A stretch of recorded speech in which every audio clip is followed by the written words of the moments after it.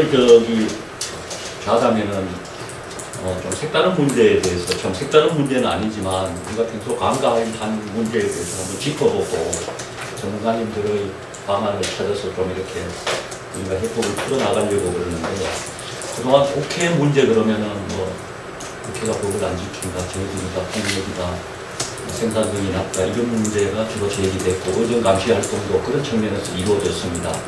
근데 이제 국회는 사실 국정을 감시하고 특별히 행정부를 감시하면서 호민관으로서 역할을 해야 되는데, 국회의 행동을 보면은 국회는 끊임없이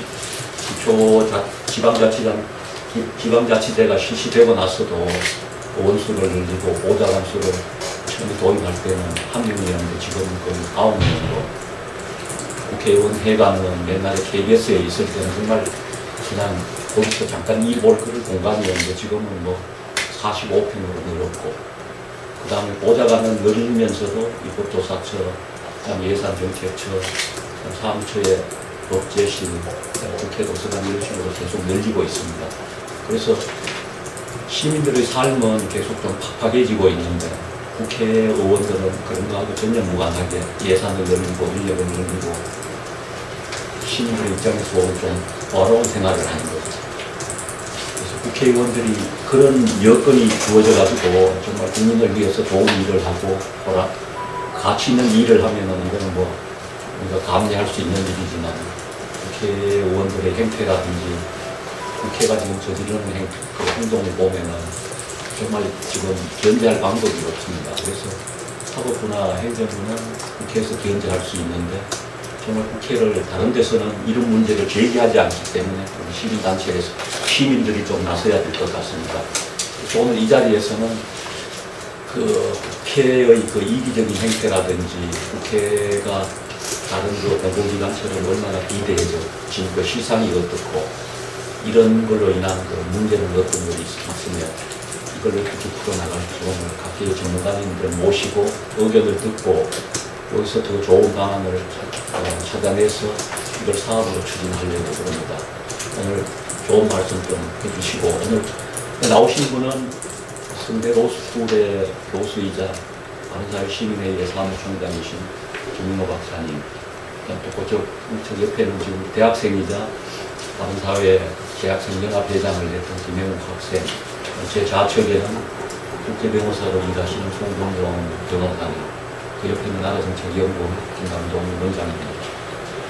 그러면은 오늘은 관계없이 바로 아까 제기한 그런 문제를 짚어가는 식으로 하겠습니다. 먼저 김민호 교수님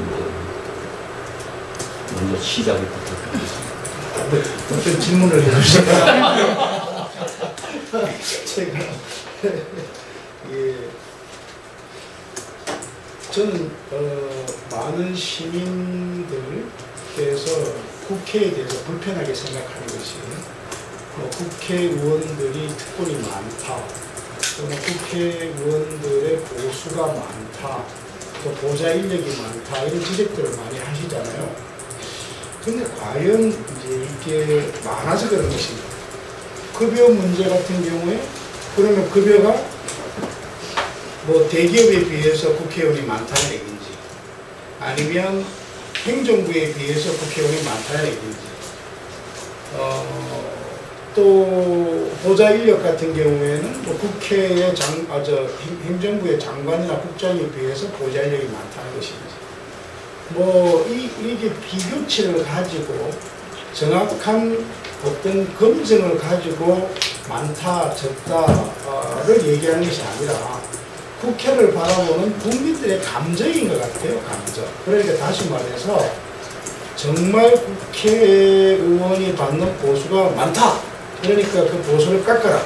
또는 국회의원을 보좌하는 보좌 인력이 많다, 또 국회 예산이나 국회 사무처의 직원이 많다, 이게 적정한 규모가 얼마인데 너무 그거에 비해서 많다, 120%가 많다, 150%가 많다, 그런 게 아니라 국회를 바라보는 국민들의 어떤 지금의 생각이 바로 그것이다. 그 이유는 바로 국민이 바라는 기대치에 접근하지 못하고 있다는 얘기죠, 국회가.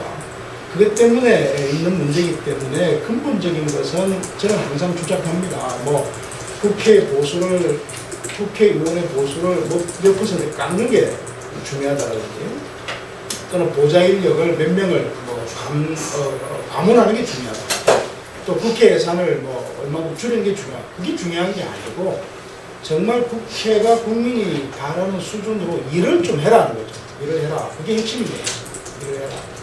당장 걱정스러운 것이 19대 국회는 지금 많은 사람들이 이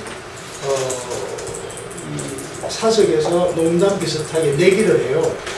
이번 19대는 과연 얼마 만에 개원이 가능할까? 기록을 깰 수 있을까? 이 18대 기록을 깰 수 있을까?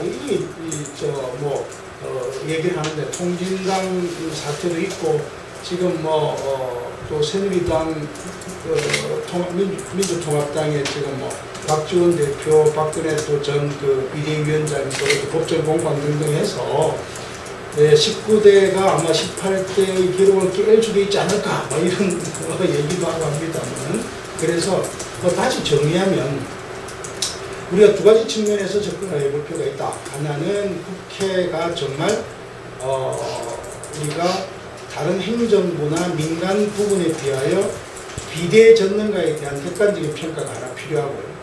두 번째는 그러한 객관적인 평가가 아닌 주관적으로 국회가 열심히 일을 하는 것인가 하는 문제를 좀 다르게 접근해야 되지 않을까라는 생각을 해봅니다. 네, 감사합니다. 후보님 그 논점은 일한 만큼 제대로 해라. 이쪽에 좀 이렇게 포인트를 주신 것 같고요. 자, 그 다음에 김강동 의원님한테 김 교수님이 그렇게 방향을 열었으니까 네. 그거를 조금 지원하는 방식으로 그러니까 국회라고 하는 건 이제 크게 보면은 입법기구고 대의 기구다. 그래서 그러니까 국민의 주권을 위임받아서 입법을 하고 국민의 뜻을 입법기관을 통해서 이제 펼치는 것에 기본 목표가 있습니다. 이 기구가 가져야 될 것 중에 중요한 문제 중에 하나는 전문성에 기반한 어떤 국민의 의사를 수렴해야 되는데 목표가 있는 겁니다.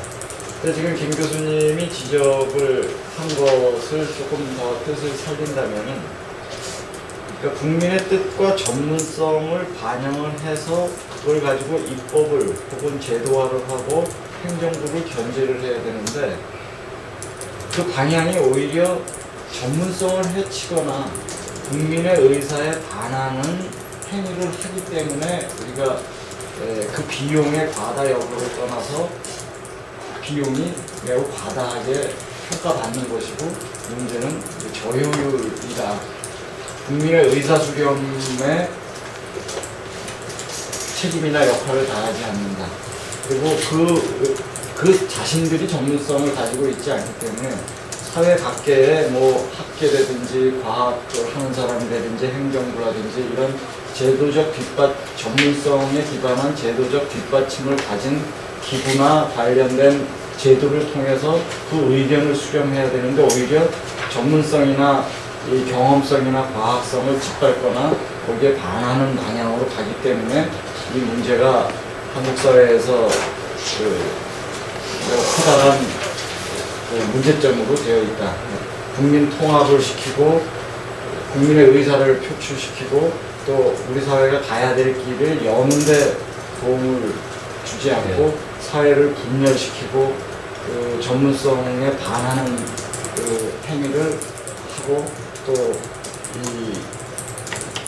그러니까 국민의 다수 의사에 반하는 행위 때문에 나타난 문제다. 이렇게 보여지는 것이 하나 있고 하나 더 덧붙인다면은 그 대의기구와 관련해서 대의기구는 자기의 행정 보좌 인력을 그렇게 다수를 갖출 이유가 없습니다. 왜냐하면 행정부 자체가 본인들이 활용할 수 있는 가장 커다란 그 자산입니다. 그러니까 행정부한테 문제의식을 주고 행정부가 의견을 받아온 것을 가지고 판단하고 잘잘못을 따지고 혹은 방향성을 수정하는 것인데, 이 행정부가 가지고 있는 그 100만 공무원이라고 하는 거대한 것을 별로 인정하지 않거나 훼손시키고 오히려 자신들이 가지고 있는 뭐 5명, 6명, 뭐 크게 얘기하면 8명을 활용을 해서 전체 그 행정부 전체에 대해서 반하는 일을 하는 얘기죠. 그 얘기가 왜 의미가 있냐 하면은, 다른 외국에서는 국회의원들에 대한 보좌진을 그렇게 허용하지는 않습니다. 그 연방 제도를 가지고 있는 미국에서는 뭐 30만 불이라든지 일정 액수를 주고 그거에 따라서 보좌진들을 활용하게 되어 있는데, 미국을 제외하고는 제가 알고 있는 바로는 전 세계 어느 국가도 6명 이상의 상권 인력을 갖는 나라는 지구상에 없습니다. 대개 2명, 1명, 3명, 혹은 뭐 영국처럼 일정한 액수를 줘서 한 2명 정도 고용할 수 있는 그 비용을 대주는 것이지, 그런 그 6명, 8명을 갖추게 되어 있지 않다는 점에서, 왜 대의기구가 뭔가, 그 대의기구는 뭐를 가지고 활용해야 되는가, 자기 보좌진한테 뭘 시켜가지고 활용해야 되는가, 아니면 국가기관이나 공무원이나 각계 전문기관이나 학계나 어떤 연구기관의 자료를 활용해야 되는 것인가에 대한 근본적 시각이 다시 한번 바라봤을 때 이 대의기구의 성격하고 비용 문제하고도 연결이 될 거다, 이렇게 생각합니다. 예, 좋은 지식 감사합니다. 김 원장님 생각은 제가 제 역할을 제 생각에 뭐 앞에 말씀하신 것처럼 본질적으로 지금 우리 걔가 진정한 의미에서의 그 입법기관, 또 헌법에 독립된 기관으로서 역할을 하고 있다고 보기엔 참 어려운 것 같습니다. 그래서 우리가 흔히 뭐 대통령제라든가 이제 다른 나라와의 그 국회 이런 것들을 비교를 하지만, 그게 약간 어떤 면에서는 그 사과와 오렌지를 비교하듯이 좀 약간 다른 어떤 정치적 상황, 또 문화, 이런 어떤 역사성, 이런 것들을 관가한 채 우리가 수평적으로 미국에서는 보좌관이 위해서 얼마 정도 예산이 투입되니까 우리나라에서도 이렇게 해야 한다, 뭐 이런 논리들이 그냥 이렇게 막 얘기는 되는데, 사실상 좀 아까 얘기했던 사과 어떤 그 오렌지를 비교하듯이 좀 맞지가 않는 것 같아요. 그 가장 큰 이유는 결국 한국에서 어떤 국회의원이 하는 가장 큰 일이 선거에서 이기는 겁니다. 그 자기 존재를 계속 선거에서 이겨야 되는데, 우리나라에는 그 선거를 하기 위해서는 엄청난 어떤 비용이 들어가죠. 왜냐하면은 그거는 뭐 한편으로는 뭐 관권 선거 이런 어떤 그 돈 금권 선거 문제도 있지만, 우리나라 자체 어떤 그 시민 사회의 부재, 그러니까 국민들이 투표를 뭐 하기도 하고 안 하기도 하지만, 어떤 자생적으로 어떤 지역 단위, 또 어떤 그 지역 단위, 또 소 그룹 단위에서 생겨나는 어떤 그 자발적 그 어떤 의지들과 어떤 그런 그 생각들이 결합되어서 그것이 전반적인 선거 과정에 반영되기보다는 그냥 어떤 면에서는 어떤 주어진 틀 속에 또 선거라는 행태를 하는 데서 그치는, 그러니까 국가는 있고 개인은 있는데 그 사회 어떤 시민사회라는 것들이 부재를 하다 보니까 결국은 이제 국회의원 스스로가 선거 기간 동안에 어떤 투표를 할 수밖에 없는 상황. 그러다 보니까 이 어떤 사실 보좌관을 늘리고 정책 자금을 늘리는 게 겉으로는 뭐 그런 명분을 갖고 있지만, 실제적으로는 자기 어떤 선거 운동을 위해서 홍보를 하고, 또 지역 쪽에 가서 또 그 보좌관 인력을 활용을 해서 민원 처리 같은 걸 하고 하는, 이런 굉장히 원래 의도와는 다른 일들을 하고 있습니다. 그러면 그게 결과적으로 뭐냐 하면 일종의 선거 공용제가 되어버린 거죠. 그 비용의 의미라는 게 실제적으로 우리가 선거 공용제를 통해서 오히려 할 수 있는 것들을 이상하게 국회의 어떤 그 비용으로 실질적으로 전가가 되면서 이미 있는 사람들 기득권을 강화시켜주고 오히려 빠지는, 그래서 차라리 이 논의는 좀 더 그런 좀 다른 시각에서 바라본다면, 우리가 뭐 돈을 많이 받는다, 특혜가 많다, 뭐 보좌관이 많냐, 이런 것보다 현실이 이런데, 그러면 좀 아예 공영제 쪽으로 예산을 더 늘려서 좀 더 많은 사람들이 선거에 실질적으로 참여를 해서 할 수도, 당선될 수 있도록 하고, 그 다음에 진짜 국회에 남은 예산들은, 그 사용되는 예산들은 이런 정책 활동이나 입법 활동, 그 원도의 정당한 의미에서 할 수 있는 것들을 줄여주는,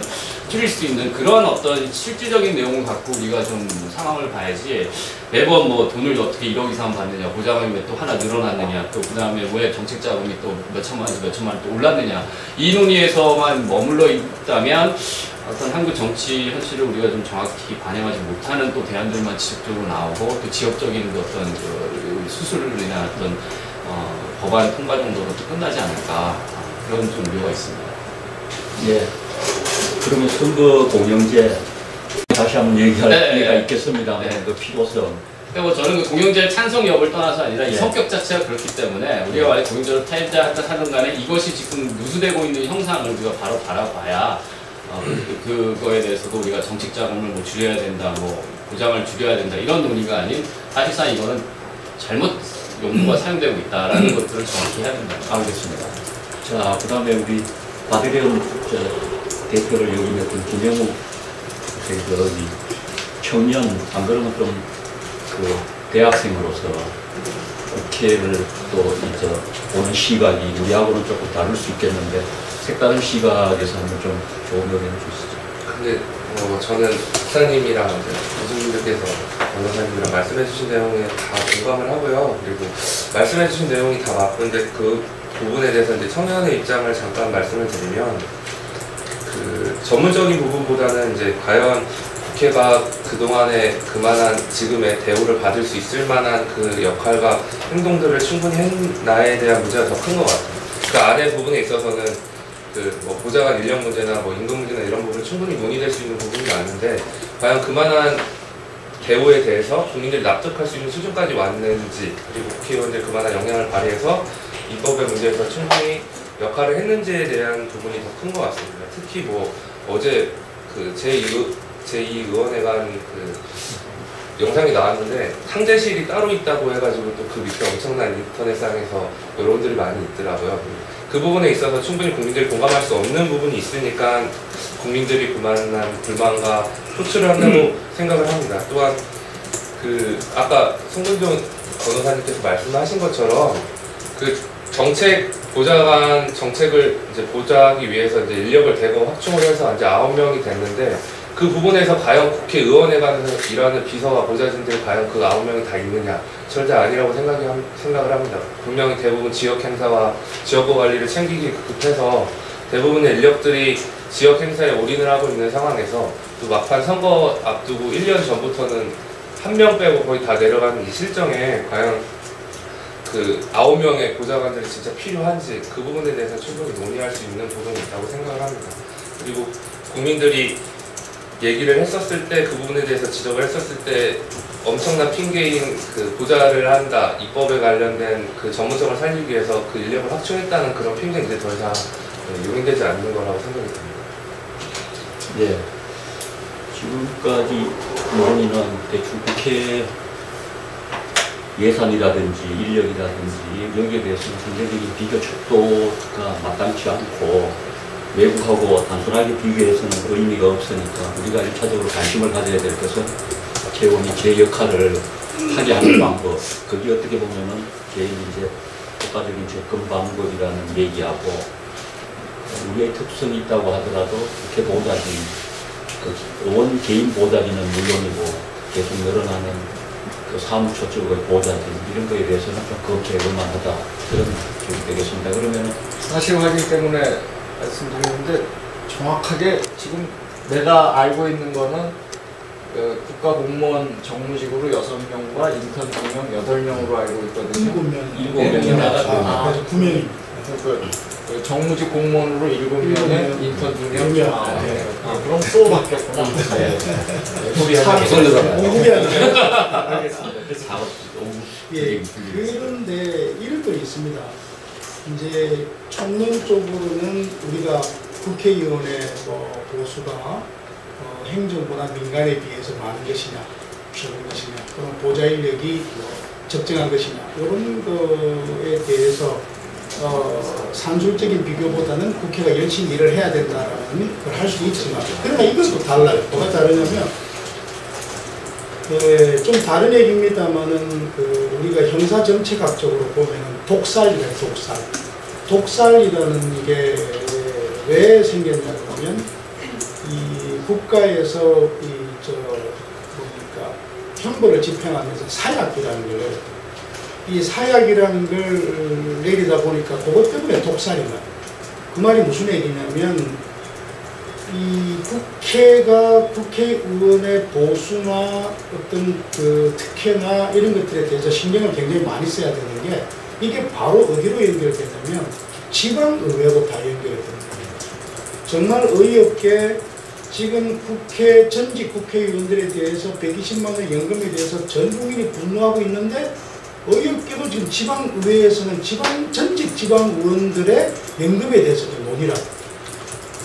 그 다음에 지방의원들이 똑같이 우리가 보좌 인력이 국회의원은 9명인데 우리는 최소 몇 명은 돼야 됩니다.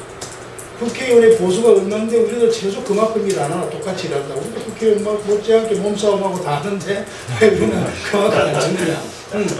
그렇게 지금 가고 있다는 것이죠. 그래서 이 국회의원이 우리나라의 특수성은 국회에 대한 제도가 지방의회에 그대로 지금 답습이 되고 있다는 측면에서 굉장히 중요하다. 그런 측면에서 제가 두 가지만 지적을 하면 방금 말씀드린 연금인데요. 취지는 그거예요. 국회의 의정활동을 열심히 하다가 이제 국회의원이 당선되지 아니하고 특별한 직업이 없으면 생계가 어려운 전직 국회의원들이 꽤 있다. 그분들이 최소한의 품격 유지도 못하고 있다. 그거는 국회의원뿐만 아니라 누구든지 다 그래요. 신부님들도 신부님 끝나시고 나면은 굉장히 어렵게 사시는 신부님이 많고, 교수도 정년 퇴임하고 나면은 연금 잘못 받아가지고 정말 밥 굶는 교수도 많고 그래요. 근데 왜 첫째 기본적인 사고, 왜 국회의원은 기본적인 품위 유지를 해야 된다는 사고도 국민들이 납득하기 어려운 부분이고, 두 번째는 그런 부분들에 대해서 지원 좋아요, 필요하다라고 하면 그 부분은 이 상조를 통해서 해결해야 돼요. 상조. 다시 말해서 국회의원들이 십시일반 기금을 조성을 해서 정말 어려운 자기들 멤버들에게 최소한의 품격을 유지하도록 해주는 상조 지원을 해주는 상조 시스템으로 가야죠. 당연히 그렇게 해야 됨에도 불구하고 그 사람의 형편이나 이런 거 전혀 고려하지 아니하고 단순히 65세입니까? 연령만 65세만 넘으면 120만 원씩 일괄 지급을 한다는 사실. 두 번째, 그 지급을 하는 그 재원이 전부 다 세금으로, 예산으로, 국민의 세금으로 지원이 된다는 사실. 또 하나는 이 120이라는 금액이 그 헌정의 회원의 규칙, 정관자 밑에 있는 규칙이 규정되어 있기 때문에 이거는 매달 바꿀 수 있다는 거예요. 다시 말해서 경우에 따라서는 200, 300, 500, 1000까지도 얼마든지 바꿀 수 있다는 사실. 이런 것들을 고려해 볼 때는 이 연금의 문제는 반드시 이번에 폐지를 하거나 개선을 해야 된다. 개선의 방법은 국민의 세금에 의해서 기금을 조성할 것이 아니라 자신들이 상조 협의를 거두어서 그 의원들 중에는 돈 많은 의원도 많이 계시지 않습니까? 그런 분들 좀 많이 내시고 자기들 멤버를 위해서 그렇게 하는 거예요. 네? 뭐 그렇게 해서 조성을 해야 된다라는 거 하나 말씀드리고 싶고, 빨리 그러지 않으면 지금 전국의 지방자치단체 의회가 다 만들려고 하고 있어요. 지금 이거를 내가 알고 있기로는 그런 논의를 발의를 하나 봐요. 우리도 해야 된다. 두 번째, 국회의사당의 출입의 문제인데요. 지금 국회의사당을 가보시면 그 국회 경내의 주차장이 워낙 협소하기 때문에 대부분 저도 국회를 가면은 그 한강 주차장에다가 주차를 하고 셔틀버스를 타고 올라오거나 그렇게 하고 있습니다. 그런데 국회의원의 차량은 전부 다 국회 지하 주차장에 다 들어가지 않습니까? 쭉 들어가지고 다 들어간다. 그러면 동선을 한번 보세요. 국회 지하 주차장을 들어가서 바로 엘리베이터를 타고 의원회관을 가거나 본청에 가면 됩니다. 근데 어떤 시스템을 취합니까? 전부 국회의원 차가 국회 2층 정문에 탁 가서 자기는 폼나게 내리고 그 다음에 차는 지하 주차장으로 나올 때도 보면은 이 기사들이 전부 다 쫙 서 있다가 자기들끼리 선수나 또 뭐 이런 거 다 비교해가지고 차 순서대로 쫙 올라가서 타고 가고 라는 모습. 국민들은 국회 본청에 뒤나 옆이나 뒤로 가가지고 들어가라고 하는 모습. 이거부터 바꿔야 된다. 이거 아주 지엽적인 문제같이 보이지만 국회 의사당을 탁 들어가면 정문에는 형형색색의 민원인들과 국민들이 이렇게 출입을 하고 국회의원은 어차피 차 타고 들어가니까 주차장에서 들어가고 하는 모습을 보이는 게 필요하다. 지금 지방자치단체들 가보면 구청이나 시청 같은 경우에는 직원들은 차량을 주차할 수가 없게 되어 있습니다. 누구를 위하여? 민원인을 위하여. 그럼에도 불구하고 지방의원들은 국회가 하는 못된 짓만 그대로 배워가지고 그 앞에 전부 의원들 차는 왜 새까만 세단들이 다 들어가 있어요. 그것도 선수 이런 게 비벼가지고 민원이 필요 없어요. 이거는 지방의원 전용 주차구역입니다. 탁 해가지고 전부 다 타고. 이게 다 어디서 배웠느냐? 이 못된 것만 다 배운. 그래서 이 국회에서 다 배운다는 것이죠. 그래서 저는 그런 아주 거대 담론도 우리가 해야 되겠지만은 지역적으로 이 국회 출입 문제라든지 또는 연금 문제라든지 이런 거는 이게 19대에서는 정말 우리가 개선이 필요하다라는 생각이 들고요. 또 하나 이야기는 아까 우리 원장님이 좋은 말씀하셨어요. 뭐냐면 정책 하나를 개발하기 위해서는 행정부에서는 수십 명의 전문가들이 수개월의 노력을 통해 가지고 정책을 만들어낸다는 것이죠. 그런데 그게 국회에 넘어가면 단 몇 명의 보좌관, 단 몇 명의 의원들에 의해서 그게 완전히 뒤집어지는 경우가 많습니다. 그래서 이렇게 정책이 전혀 다른 데로 집행이 될 수도 있고 그렇게 되고 있습니다만은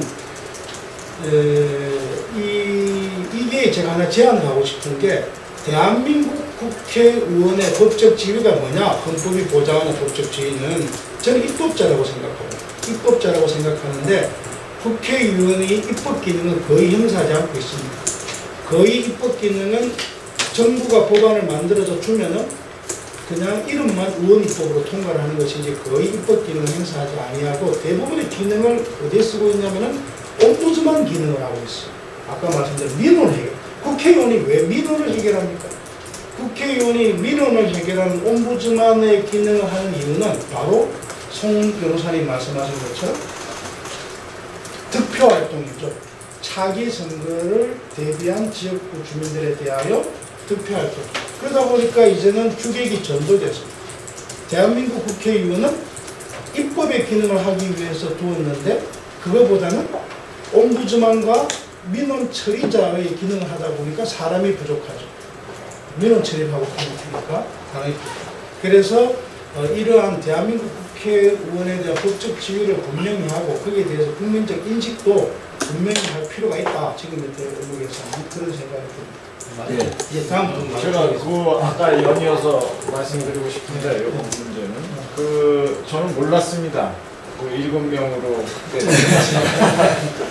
왜냐하면은 제가 20년 전에 3명이었던 거를 알고 있습니다. 3명이었는데 이게 4명 되고 5명 되고 제가 이제 팔로우업도 못한 상황에서 보니까 지금 7명이 되어 있는데 이게 왜 문제냐 하면 이제 인턴까지 치면 9명이라고 하는데 제가 마지막 조사한 바로는 일본이 2명으로 알고 있습니다.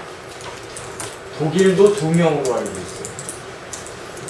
프랑스가 3명으로 알고 있어요. 영국이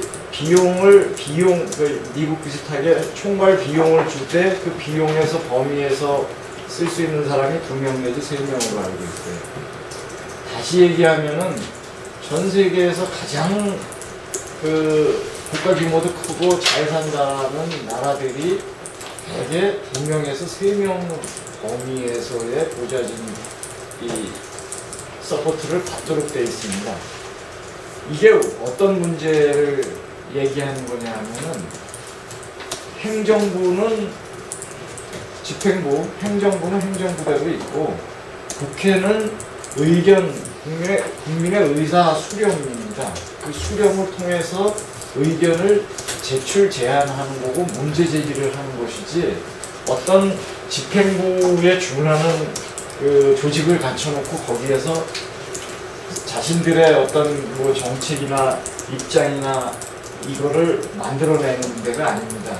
그런 의미에서 제가 봐서는 만약에 만약이 아니전제는 7명, 9명 수준이라면은 이게 커다란 이 삼권 분립의 이 대의기구의 본질적 성격에 대한 뭔가 오해까지 있지 않는가라는 것이고, 그게 국회의원의 특권 내지는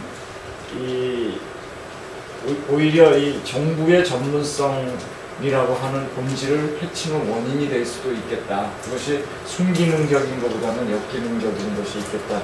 이런 생각을 하게 되고, 이런 문제가 커다랗게 문제 제기 안 되고 이루어졌다는 점에서 조금 놀랐습니다. 놀랍고.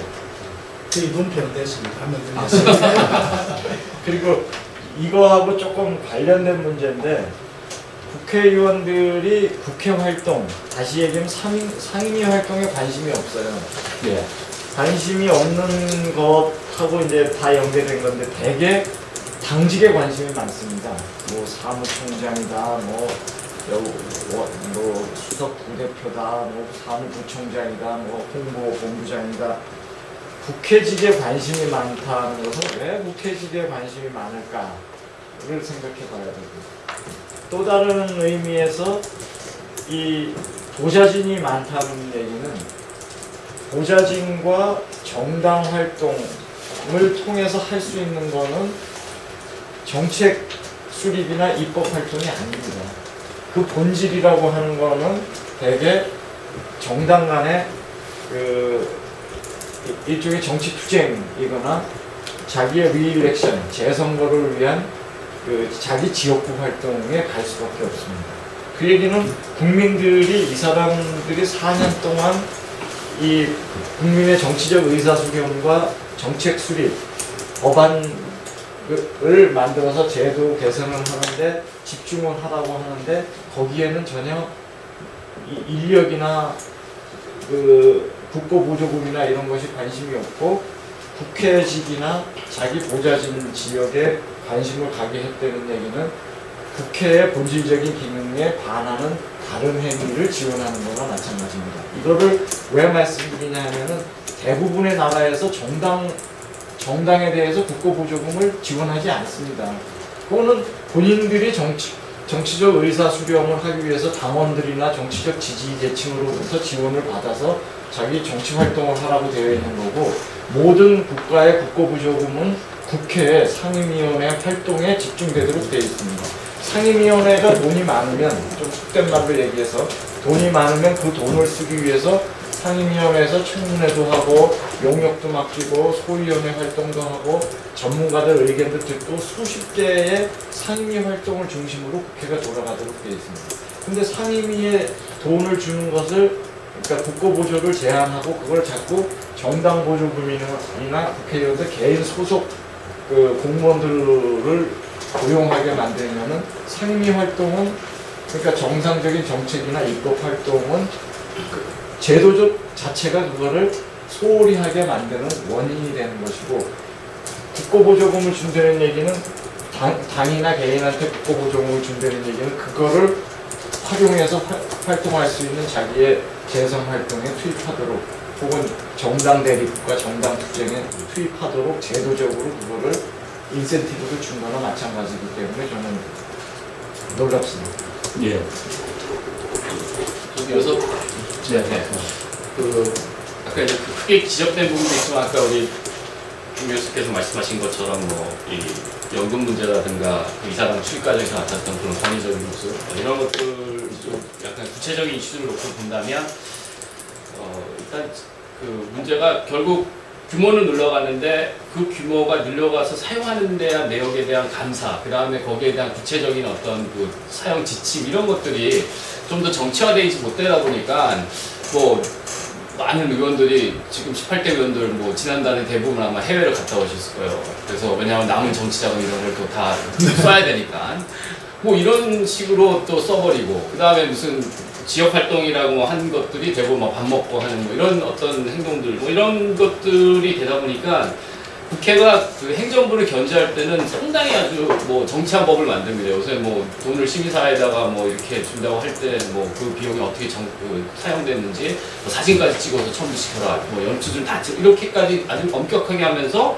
스스로가 받는 돈이나 사용력에 대해서는 굉장히 좀 아주 루스하게, 그러니까 아주 아주 포괄적으로 사용케 하죠. 그래서 이런 자기들이 그 어떤 자기들이 이제 행정기관에 들이대는 그 잣대를 스스로 들이대지 않고 사용하지 않고서는 그 비용이 늘어나는 측면뿐만 아니라 그 비용의 집행 부분에 있어서까지도 기속적으로 문제가 발생할 수밖에 없고, 아까 말씀하신 것처럼 그게 지방의회까지 영향을 미친다는 건 뭐 똑같이 하고 있지 않습니까? 똑같이 다 의원들 외유성으로 가서는 뭐 협력을 한다고 그러지만 그 시간은 뭐 1시간 정도밖에 안 되고 나머지 시간은 뭐 골프를 치던지 뭐 아니면 술 먹고 이제 밤새도록 또 뭐 이런저런 얘기하고 또 이상한 또 인터테인먼트 하고 뭐 폭포가고 뭐 관광하고 그러니까 그런 것들을 할 수 있도록.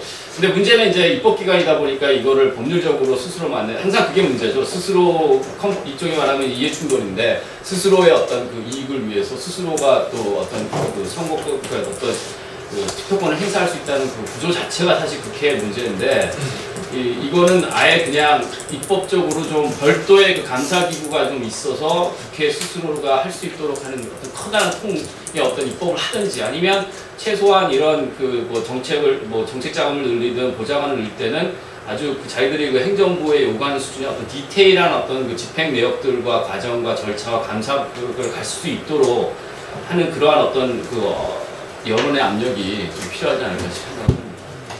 끝날 때마다 이제 여의도 귀신들이 많이 생긴다고 하더라고요.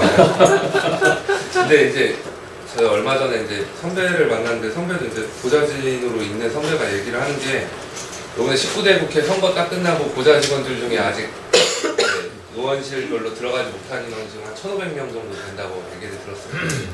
그만큼 국회가 이제 흔히 말해서 보좌진에 대해서 생사유탈권을 쥐고 있기 때문에 그 서면 한 장으로 들어갈 수 있고 서면 한 장으로 이제 잘릴 수도 있는 그런 상황에서, 문제는 이제 그렇게 좀 행사에 대해서 이제 갈림길이 있다 보니까 그 입법적인 부분이나 이런 법률적인 부분에 대해서 노하우가 이제 주기적으로 이제 여러 사람들한테 이제 전달되어지는 부분이나 또 이제 전수되어지는 부분이 부족한 것 같습니다. 그만큼 시스템 자체가 보좌진에 대한 시스템 자체가 좀 확립이 안 돼 있어서 그 부분에 대해서 이제 조금 보좌진을 이제 당별로 좀 양성을 해서 그 직원들이 꾸준히 입법적인 부분을 보완할 수 있는 부분에 대해서 그런 노하우나 그런 부분들을 이제 지속적으로 관리할 수 있는 좀 시스템이 확립되었으면 좋겠고요.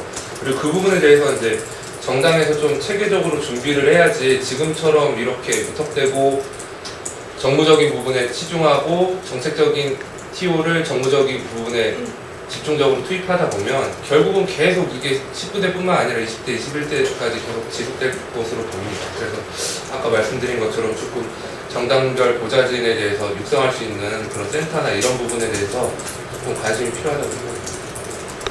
그 부분하고 관련된 건데, 국회의원과 정당한테 돈을 줘서는 안 된다고 판단합니다. 의회에 국회가 훨씬 지금보다 많은 국고를 사용할 수 있게 하고, 대신 정당과 국회의원 개인은 자의적으로 정당이나 국회의원 개인이 쓸 수 있는 인원이나 뭐 지원금은 저는 줄여야 되는 거죠. 그래야 그 문제를 가지고 입법과 관련된 거든 제도 개선과 관련된 거든 인사 문제와 관련된 거든 아니면 정책 문제와 관련된 거든 의회라고 하는 소위원회, 상임위원회 혹은 뭐 확대 위원회 이런 것을 통해서 계속해서 국민의 의견 수렴을 듣고 전문가의 의견을 반영하고 청문회를 하고 또 관련 전문가들의 의견을 듣는 과정이 수없이, 하루에도 지금 국회에 가면은 상임위별로 4-5개씩 70개, 80개의 소위원회나 청문회 활동이 돌아가야 정상입니다. 근데 그거는 한번 조사해 보시면 아시겠지만 일체 그런 활동이 없고, 대개 사람들이 개인 사무실 내지는 정당에 가서 정당과 관련된 일에 종사하도록 구조적으로 제도적으로 되어 있습니다. 이 문제가 해결되지 않으면은 저는 이 시스템 자체가 그 방향으로 돌아갈 수밖에 없겠다 이런 생각을 하게 되고요. 그 다음에 이 감시 기능과 관련해서는 그래서 뭐 우리와 같은 시민 NGO가 있는 거죠. 그것도 중요하고 또 언론도 뭐 제4부라고 해서 언론이 중요하다고 보여지는데 언론이나 NGO에서 할 수 있는 것 중에 몇 가지 저는 중에 중요한 것 중에 하나는 보좌진이나 그러니까 국고에 의해서 어떤 사람이 채용이 됐잖아요. 또 정당에서 정당 보조금으로 어떤 행동을 하잖아요. 그거가 투명해야 된답니다. 그거를 그 사용 내역, 그 다음에 채용된 사람에 대한 공무원 채용이기 때문에 채용된 사람에 대한 투명성이 밝혀져야 되고 왜 이 말씀을 드리냐면은 지금도 조사해보면 수도 없이 많을 겁니다. 어떤 경우가 있냐면 저기 취직 못한 자기 동생 이름으로 해놓고 돈은 자기가 갖습니다. 그리고 며느리로 등록된 사람도 있고 아들도 등록된 사람도 있고 또 아들 친구 조카 저는 수도 없이 봤습니다. 그러나 언론에서 이 문제를 별로 제기를 안 합니다. 뭐 지금은 어떤지 몰라도 국회의장, 국회 부의장 이런 사람들이 아들 며느리로 이름 올려놓고 유령 직원이죠. 해놓고 그 쓰는 것도 제가 많이 봤습니다. 그래서 이게 이제 어떻게 보면 언론도 그걸 묵인해주는 케이스이긴 한데 지금은 더 이상 생각돼서는 안 될 것 같고 누굴 채용했는지 어떤 그 백그라운드를 가진 사람을 왜 채용했는지를 밝히라 이겁니다. 왜냐하면 국가공무원 서기관 4급이면 굉장히 어렵습니다. 국가고시, 행정고시를 하고 20년 이상 있어야 아마 내가 기억에서는 24호봉입니다. 4급 24호봉이면은 정말 행시 합격하고도 20년 이상인 사람입니다. 그런 사람들을 왜 채용했는지 어떤 사람인지를 알 수 없게 돼 있다는 거. 더군다나 뭐 한 쿠션, 두 쿠션 넣어가지고 자기 주변 사람들 이름만 올려놓고 그거를 개인적으로 활용한다. 이런 구조가 계속돼서는 안 되겠다. 예, 그래서 국회의 감시, 국회라는 거에 대한 감시라기보다는 저는 국회의원에 대한 감시가 더 이제 포커스가 맞춰져야 될 것 같고요. 국회의원에 대한 감시보다 더 중요한 것은 국회의원의 특권을 제가 국회의원이 되지 않았기 때문에 배가 아파서 국회의원 특권을 없애자는 게 아니고 사실 그것도 좀 있지만 국회의원이 특권이 많다. 그럼 이제 이런 얘기를 하죠. 국회의원에 무슨 특권이 있느냐 없다라고 주장하시는 분들 계세요. 그런데 우리가 그러면 물어보자는 것이죠. 우리 여기 다 계신데 당신은 국회의원을 하겠느냐 저한테. 좋을 것 같아요. 그 말은 무슨 얘기냐면 특권이 있다는 얘기. 하고자 한다는 얘기죠. 그냥 대한민국 국회의원을 왜 누구나 하고자 하느냐. 사실 우리 성균관 대학 같은 경우는 비례대표 의원을 할 수가 있어요. 근데 지역구 후보 등록을 하면 학교로 사직을 해야 돼요. 그 이후부터 국회의원 지역 등록을 하는 분들이 거의 안 계세요. 이번에도 안 계시고. 그건 무슨 얘기냐면 그래도 국회의원이 좋긴 좋지만 교수를 버리고 갈만하진 않다. 뭐 이 정도 단계죠 지금. 그러나 이것도 부족하다는 거죠. 저는 지금 대한민국의 국회의원들은 본인 스스로는 대통령급으로 생각을 하고요. 그러나 국가적인 대우는 장관급이라고 저는 생각이 됩니다. 보수나 보좌 인력이나 여러 가지 특권들을 보면 장관에 준하는 예우를 하는 것 같습니다.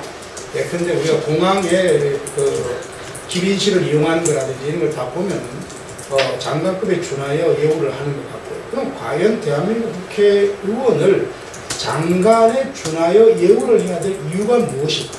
그걸 생각해 보면 과거에 독재정권 시대나 이때는 어떤 진짜 국민의 민의를 보호하기 위해서 우리 국민의 민의를 전하기 위해서 국회의원의 신분을 그렇게 강력히 보장할 필요가 있었다는 생각이 듭니다. 그러나 과연 지금이 그러냐? 그래서 과연 국회의원의 신분을 장관에 준하는 존재의 예우를 할 존재 이유는 저는 이제 없다는 생각이 듭니다. 그래서 그러한 것들이 없어지고 조금 전에 말씀하셨지만 그러한 국회의원이 임의적으로 뽑을 수 있는 4급 보좌관도 어마어마한 지위에 있는 자인데 이게 하물며 장관이라는 것을 장관의 예우를 그렇게 우리가 300명이라는 분들한테 다 드릴 이유가 있는 것인가.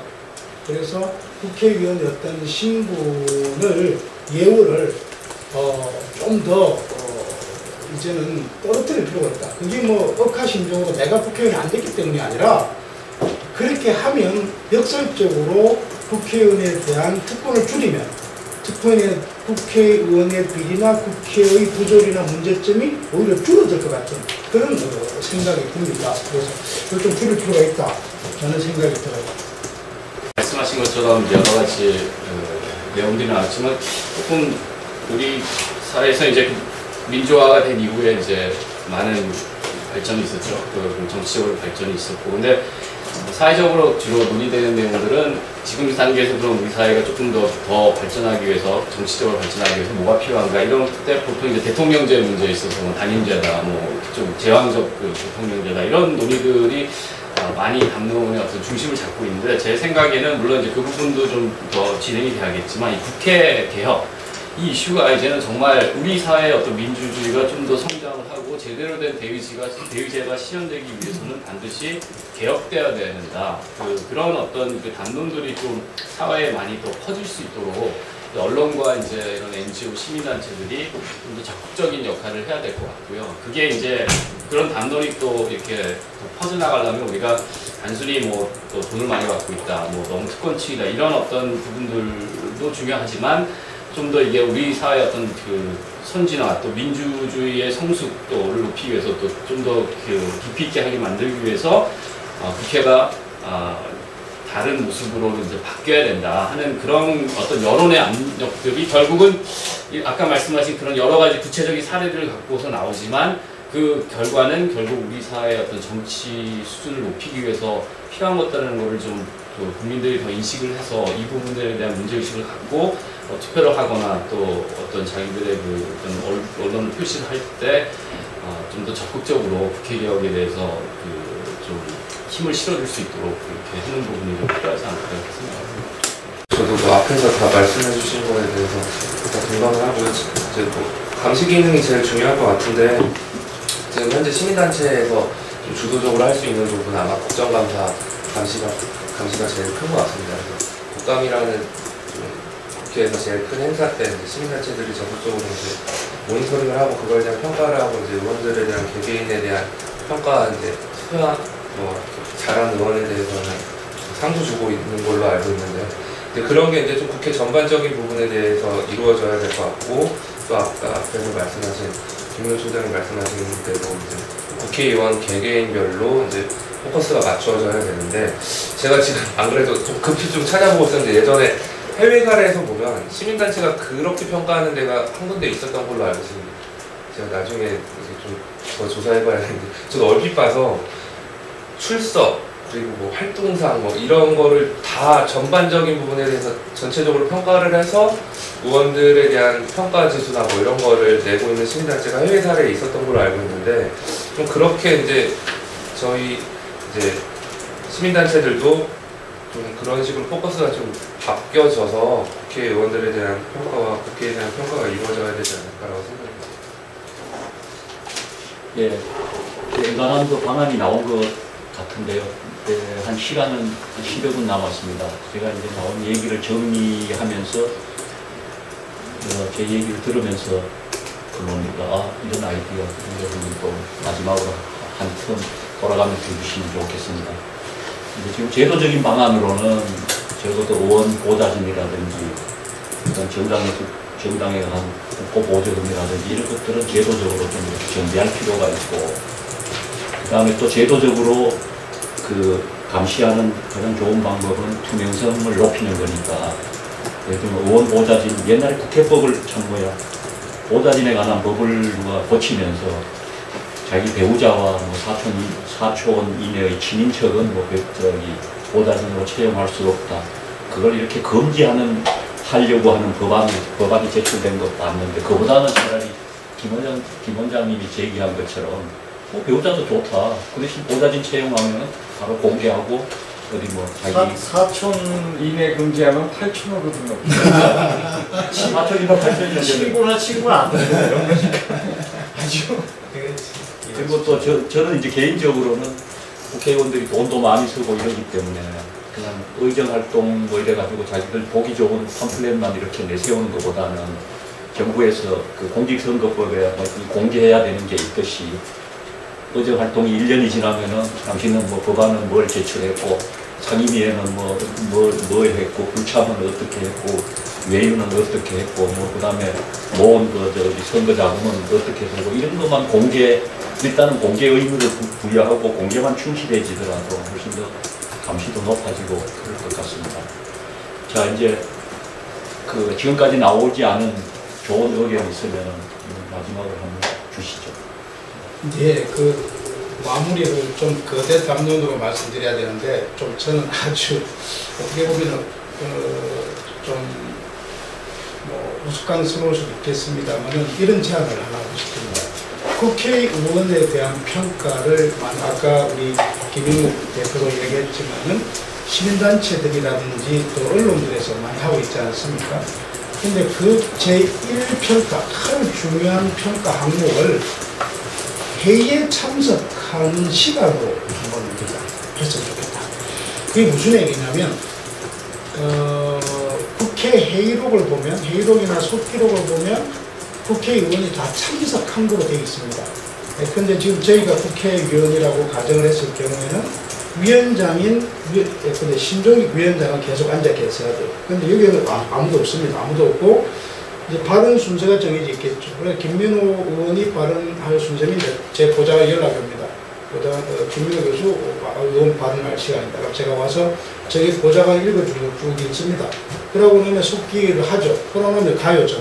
그러면 다음 김민호 대표 순서입니다. 그럼 와요. 그러니까 속기록으로는 5명이 회의를 하고 있는데 보면 한 명밖에 없어요. 그러니까 이게 토론이 안 되죠. 서로 뭐 본 적이 없으니까. 그렇기 때문에 그래서 앞으로 국회의원을 평가할 때는 그 의자에다 센서를 달아가지고 국회의원이 앉아 있는 시간을 총량 시간 몇 시간이 있느냐 그걸 가지고 평가를 합니다. 왜냐하면 이렇게 앉아서 얘기를 들으면 항상 아이디어도 나오고 생산적이게 만들어지거든요. 근데 그러지 않는다는 거죠.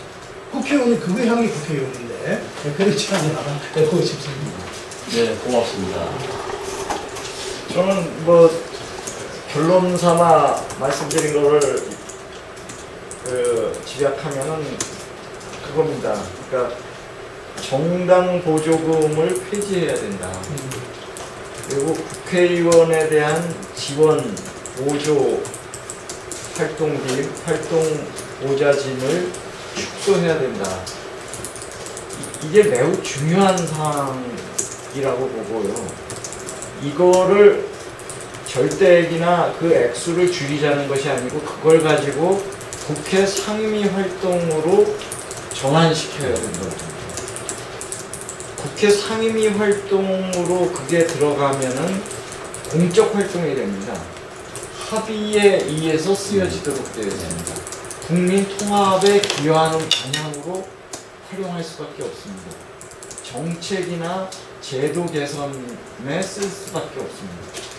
공적인 전문가나 이 어떤 전문 영역에 있는 사람들의 의견을 구할 수밖에 없습니다. 그거를 그 활동을 하게 되면 또 인원들도 전문위원이나 의회의 업무를 보조하는 전문위원이나 조사관이나 연구관을 채용할 수밖에 없습니다. 그 의회 중심으로 가게 됩니다. 그런데 이거를 정당 보조금으로 가거나 국회의원 각 개인에 대한 지원 활동, 지원 보좌 인력으로 가면은 그게 공적 활동으로 가는 것이 아니라 정당 활동비로 가게 됩니다. 정당 활동 강화의 방향으로 가게 됩니다. 더군다나 개인이 자의적 목표나 자의적 목적을 활용하는 사적 활동에 쓰게 됩니다. 그래서 이거는 국민 통합에도 도움이 안 되고 국회 대의기구라고 하는 이 제도를 운영하는 취지에도 안 맞고, 그 다음에 이 전반적으로 우리 사회가 보다 그 전문성에 기반한 국민 의견 수렴과 국민 통합이라고 하는 방향에도 안 맞기 때문에 그 방향으로 이 흐름이라 할까요? 이 제도를 좀 개선해야 된다고 생각합니다.